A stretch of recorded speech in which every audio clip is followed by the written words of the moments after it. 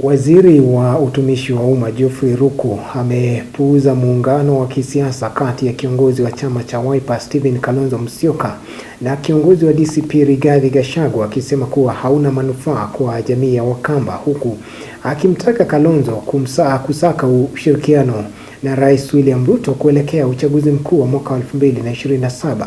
Ruku alizungumza hayo baada ya kukutana na wazee wa jamii ya Wakamba, ambapo alitawazwa rasmi kama mzee wa jamii hiyo na baraza la wazee.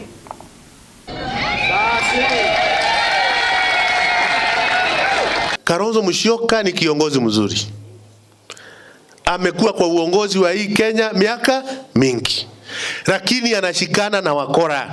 Munapenda kiongozi wenu ambaye anaitwa Kalonzo Musyoka, lakini mumwambie ya kwamba atafute William Ruto, wakae chini watengeneze serikali ya 2027-2032. Lakini na yeye akikataa, mtafuata yeye? Mtafuata yeye kwa mzitu?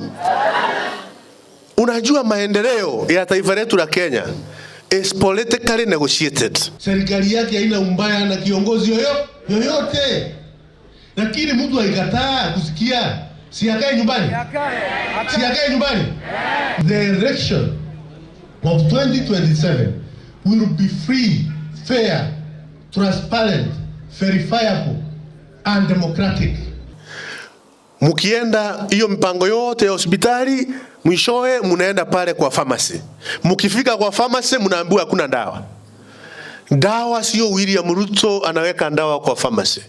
Kulingana na katiba yetu, yule ambaye anapaswa kuweka dawa kwa pharmacy hospitali ni gavana. Kama county government haiweki dawa kwa pharmacy, huyo ndio mnapaswa muende muulize kwa nini hakuna dawa kwa pharmacy.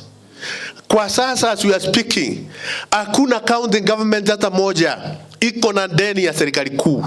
Pesa yote ya mwaka wa 2025-2026 financial year, serikali ya Kenya ya Mheshimiwa William Ruto imelipa county government pesa